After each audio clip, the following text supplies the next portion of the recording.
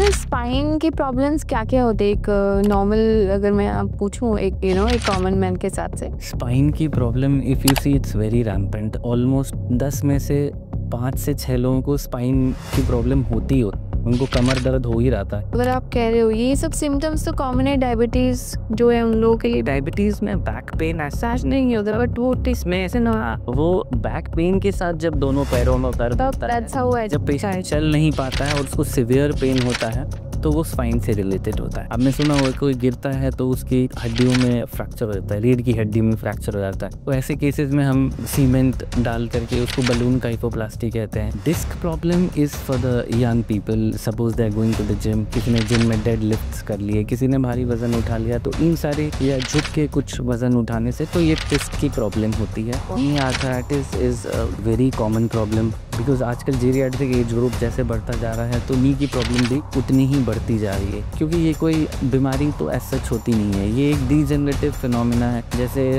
हमारे बाल सफ़ेद होते हैं, उसी तरह हमारे घुटने का कार्टिलेज भी धीरे धीरे डैमेज होता है। तो जो हम लेमैन टर्म में कहते हैं ग्रीस कम हो जाना, तो वो घुटने का हमारा ग्रीस कम हो रहा है। आज हम बात करेंगे डॉक्टर ऋषभ कृष्णा से, जो ऑर्थोपेडिक कंसल्टेंट है वेंकटेश्वर हॉस्पिटल में, और इनका खुद का क्लिनिक भी है द्वारका में। तो आज हम कुछ उनसे जानते हैं, और आप प्लीज देखिए हमारा podcast. So let's go ahead. तो sir welcome to FCR group. And sir हम आपसे आज कुछ सवाल पूछेंगे। तो स्टार्ट करते हैं सर, स्पाइन की प्रॉब्लम्स क्या-क्या होते हैं? एक नॉर्मल अगर मैं आप पूछूँ एक एक कॉमन मैन के हिसाब से, सो एक्सप्लेन करिए sir.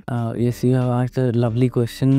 In a normal setting, spine की problem if you see it's very rampant. Almost 10 में से 5 से 6 लोगों को स्पाइन की प्रॉब्लम होती हो, उनको कमर दर्द हो ही रहता है। चाहे वो नॉर्मल कमर दर्द होता है, कभी कभी बैक मसल्स वीक हो जाती है, पोस्चरल चेंजेस की वजह से पेन होता है, कभी कभी वो पैथोलॉजी होती है, किसी की स्पाइन में डिस्क बल्ज हो जाता है तो प्रॉब्लम होती है। ओल्ड एजेस में डिस्क डीजेनरेटिव डिजीज होती है, उसमें वो पीछे की जो नसें होती है वो काफ़ी दब जाती है, जो कैनाल का डायमीटर होता है वो कम हो जाता है, तो उसकी वजह से पैरों में टिंगलिंग, नमनेस और वो प्रॉब्लम स्टार्ट होती है। और it is a very common condition in the recent settings. Okay, but sir अगर आप कह रहे हो ये सब सिम्टम्स तो कॉमन है डायबिटीज जो है उन लोगों के लिए। डायबिटीज में बैक पेन ऐसा नहीं होता, बट वो इसमें ऐसे ना, टिंगलिंग वो होता है, वो डायबिटिक न्यूरोपैथी होता है, थ्योरी गुड कश, बट वो बैक पेन के साथ जब दोनों पैरों में दर्द होता है, जब पेशेंट चल नहीं पाता है और उसको सिवियर पेन होता है, तो वो स्पाइन से रिलेटेड होता है। ओके एंड सर कैसे हम इसको डायग्नोज करते हैं? इसको डायग्नोज करने के काफ़ी सिंपल तरीके होते हैं। पहले तो हम एक्सरेज करते हैं, सिंपल एपीलैटरल व्यूज, कभी फ्लेक्शन एक्सटेंशन में भी करते हैं, और उसके साथ साथ एक MRI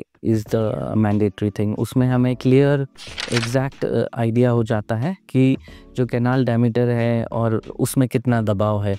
तो एक MRI and x-ray is good for the diagnosis. कभी कभी CT स्कैन भी करते हैं, वो सर्जरी पॉइंट ऑफ व्यू से जब हमें देखना होता है। ओके एंड ट्रीटमेंट के ऑप्शंस क्या-क्या है सर? ट्रीटमेंट के options, lot of treatment options. कभी किसी को फ्रैक्चर हो जाता है, आपने सुना होगा कोई गिरता है तो उसकी हड्डियों में फ्रैक्चर हो जाता है, रीढ़ की हड्डी में फ्रैक्चर हो जाता है, तो ऐसे केसेस में हम सीमेंट डाल करके उसको बलून काइफोप्लास्टी कहते हैं। अगर किसी को डिस्क बल्ज है तो उसको हम एंडोस्कोपिक डीकम्प्रेशन कर देते हैं। डिस्क जो खराब हिस्सा बाहर गिर जाता है तो उसको दूरबीन द्वारा हम लेजर से उसको बाहर निकाल देते हैं, उसमें पेशेंट को काफ़ी अच्छा रिलीफ होता है। कभी कभी ओल्ड एजेस में डीजेनरेटिव स्पाइन जब होता है, जब वो कैनाल डायमीटर कम होता है, उसको भी हम एंडोस्कोपिक द्वारा उसको डीकम्प्रेस करते हैं, और उसके भी रिजल्ट्स बहुत अच्छे होते हैं। पहले के ज़माने में ज़्यादा हम ओपन सर्जरीज करते थे, वो प्रेफर करते थे। अब now the recent technology and the recent trends, तो we do everything endoscopically and has got great rewards and it's very good for the patients. Okay and any particular age group को ये problems होते हैं? Yeah, generally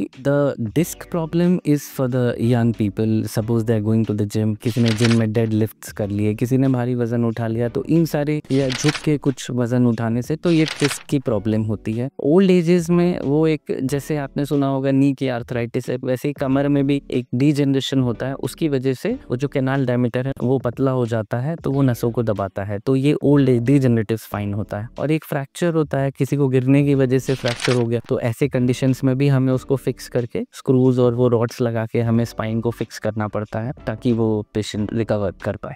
okay and ये भी जानना चाहूंगी कि वेट से फर्क पड़ता है, like if you heavy weight and then chances to be fit I think is always good, but ऐसा नेसेसरीली नहीं कि कोई ओबीज है तो उसको स्पाइन की प्रॉब्लम होगी, but generally on a recent data and all those things and और अपने क्लिनिकल उसमें प्रैक्टिस में भी देखते हैं हम कि ऑब्वियसली जब वेट ज़्यादा रहता है तो उनको स्पाइन की प्रॉब्लम्स ज़्यादा होती है. Okay. And so moving ahead, would like to know about knee arthritis. I mean, what is it? knee arthritis is a very common problem because आजकल जीरियाट्रिक एज ग्रुप जैसे बढ़ता जा रहा है तो नी की प्रॉब्लम भी उतनी ही बढ़ती जा रही है, क्योंकि ये कोई बीमारी तो एज सच होती नहीं है, ये एक डीजेनरेटिव फिनोमिना है. जैसे हमारे बाल सफ़ेद होते हैं उसी तरह हमारे घुटने का कार्टिलेज भी धीरे धीरे डैमेज होता है. तो जो हम लेमैन टर्म में कहते हैं ग्रीस कम हो जाना, तो वो घुटने का हमारा ग्रीस कम हो रहा है. तो उसकी वजह से जो नी, इसको समझने के लिए एक हमारा मॉडल, तो ये हमारे बीच में कार्टिलेज होता है, दोनों नी जॉइंट के बीच में कार्टिलेज होता है. जब ये कार्टिलेज डैमेज होने लग जाए तो फिर ये बोन और ये बोन आपस में रब करती है मूवमेंट पे, और उसकी वजह से वो पेन प्रोड्यूस होता है. और उसी तो ये हर एक को होता है या नहीं, ये हर किसी को नहीं होता है, और इसके बहुत ही not everybody has this problem. few people will have it, few people will. अच्छा, मतलब रैंडम लोगों को होगा? Random, obviously genetic factor. Genetic. Serious को ज़्यादा ऐसा होता है तो that will changes and yes. So okay. And sir, आजकल बहुत सुनने में आ रहा है robotic knee replacement surgery. That's a very good question. Robotic is the recent trend. आजकल हम रोबोट द्वारा ये नी रिप्लेसमेंट परफॉर्म करते हैं. तो उसमें ब्लड लॉस कम होता है और मॉर्बिडिटी भी कम होती है, तो पेशेंट की रिकवरी बहुत जल्दी होती है. और क्योंकि वो रोबोट द्वारा किया जाता है तो प्रिसीजन काफ़ी मैनीफोल्ड होकर प्रेजेंट करता है, क्योंकि वो रोबोट्स ऑब्वियसली आर मशीन, वो गलती नहीं कर सकते, तो उनका जो रिजल्ट होता है वो काफ़ी बेटर. तो बेसिकली सर रोबोट्स भी आपको इंस्ट्रक्ट कर रहे हैं, you are working on it? No, it is कैसा वे राउंड. उससे other way round. Okay. Surgeon तो सर्जरी तो सर्जन ही करता है, फिर रोबोट आपको हेल्प करता है. तो we have to take the use of the robot in the surgery. ऐसा नहीं है कि सर्जन घर पे बैठे हैं और रोबोट हॉस्पिटल में ऑपरेशन कर रहा है, ऐसा नहीं होता है. आप it will be there beside you और आपको उसको इंस्ट्रक्ट करना होगा. और उसमें भी अलग अलग कंपनीज़ के रोबोट्स होते हैं. किसी में आपको पकड़ के चलाना होता है, किसी में आपको प्री ऑपरेटिवली फीड करना होता है कहाँ पे क्या है. CT स्कैन्स होते हैं, टेम्पलेटिंग्स होती हैं, तो उसके बाद फिर हम वो डिसाइड करते हैं और वो काफ़ी हेल्प करता है. लेकिन ऐसा नहीं होता है कि रोबोट ही सर्जरी करता है, आपको ही सर्जरी करनी पड़ती है. और रोबोट सिर्फ बोनी कट्स लेता है, लेकिन end of the day decision हमेशा सर्जन ही लेता है. ओके. सो सर कितना टाइम लगता है ये सर्जरी करने में? सेम डे रिकवरी, मतलब वो मरीज घर जा सकता? नहीं, सेम डे तो नहीं जाना चाहिए, क्योंकि सर्जरी में पहले क्वेश्चन पे टाइम तो एक घुटने में लगभग it is around 30 to 40 minutes. अगर रोबोटिक करते हैं तो थोड़ा सा टाइम थोड़ा सा बढ़ जाता है, क्योंकि उसको प्लेस करना और वो सिट लगाना, रोबोटिक जो टेक्निकलिटीज़ को केटर करने में तो लगा लीजिए थोड़ा सा और 30 मिनट्स बढ़ जाते हैं. लेकिन अगर हम फ्री हैंड करते हैं तो वो 30-40 मिनट्स में एक नहीं हो जाता है. तो बायलैटरल नी 1.5 आवर में पेशेंट ऑलमोस्ट बाहर आ जाता है आराम से. सर अगर दोनों नी में प्रॉब्लम है तो एक साथ हो जाता है या? That is what we recommend, क्योंकि वही प्रॉब्लम पेशेंट को 2 बार स्क्रीन करना है, एक बार सही हो जाए और उसकी रिकवरी भी साथ साथ हो जाती है. और रिहैबिलिटेशन जो फिजियोथेरेपी होता है, it is also an important part of the surgery, तो वो साथ ही साथ हो जाता है. तो that phase two have a bilateral knee replacement, दोनों ही पैर एक साथ करना इज ऑलवेज बेटर. हाँ, बट अगर पेशेंट की क्लिनिकल कंडीशन वो उतनी अच्छी नहीं है कि वो एक बार में दोनों हैंडल कर पाए सर्जरी का स्ट्रेस, तो in that case we have to do unilateral, एक तरफ करना. और कभी कभी किसी के एक ही पैर में प्रॉब्लम होती है, नॉट नेसेसरली कि सबको दोनों ही पैरों में तो उस केस में भी हम सिर्फ जिस पैर में प्रॉब्लम है उसका ही करते हैं, दोनों को करने की जरूरत पड़ती है. एंड सर फिर ऑपरेशन के बाद मरीज एकदम चलने लगा था नॉर्मल, पेन वेन सब खत्म? In fact 6 hours after the surgery the patient can walk very freely and it's not a problem. बल्कि बहुत केसेस में 90% तो पेशेंट इतने ख़राब आते हैं कि वो जब चल के जाते हैं तो वो पहले से बेहतर ही चल के जाते हैं अपने इलाज. और जब हम डिस्चार्ज करते हैं 3-4 दिन तो वो पेशेंट सीढ़ियाँ चढ़ के जाते हैं और कुछ टाइम बाद चौकड़ी मारते हैं. They have it is dying to improve the quality of life. It is not an emergency surgery. ऐसा नहीं है कि कोई एमरजेंसी अगर वो ऑपरेशन नहीं आएगा तो उसे लाइफ में कोई खतरा है ऐसा कुछ नहीं है। हाँ, लेकिन इतनी बात तो फॉर श्योर है कि जब वो ऑपरेशन कराते हैं तो उनकी क्वालिटी ऑफ लाइफ 100% इम्प्रूव हो जाती है। एंड फिर वो उठना बैठना, नहीं तो पेशेंट हर कदम पे ये सोचता है कि इस काम को नहीं करते हैं, कौन उठ के जाए, अगर ऑप्शन है तो हम क्यों नहीं करेंगे। और उसको पानी भी लेना होता है तो वो सोचता है कोई और ला के दे दे। It's slowly then you're छोटे you're like dependent on others. You're not able to walk properly.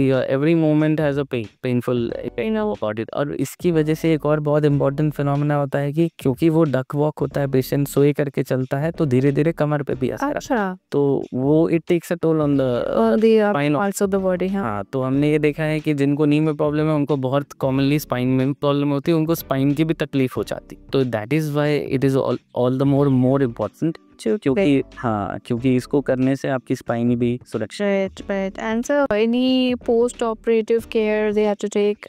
Post-operative care is the only part कि आपको फिजियोथेरेपी करना होता है कुछ दिन तक। तो वो थोड़ा फिजियोथेरेपिस्ट आते हैं, वो से 15 days to 1 month वो आते हैं घर पे, आपको एक्सरसाइज करवाते हैं। एंड स्लोली यू रियलाइज कि वो बस नी बेंडिंग एक्सरसाइजेस करने, you can do it yourself also at home. And बस ये physiotherapy is also very important part. तो वो एक्सरसाइज करना, फिजियोथेरेपी एज इन सिर्फ घुटने की एक्सरसाइज, सीधा करना मोड़ना, धीरे धीरे बॉडी एडजस्ट हो जाती है और उसके लिए फिर हम करते हैं ताकि वो जो हमने नया इम्प्लांट लगाया है जो पुराने खराब हिस्से को चेंज करके, तो वो वहाँ पे एडजस्ट बॉडी उसको एक्सेप्ट कर ले।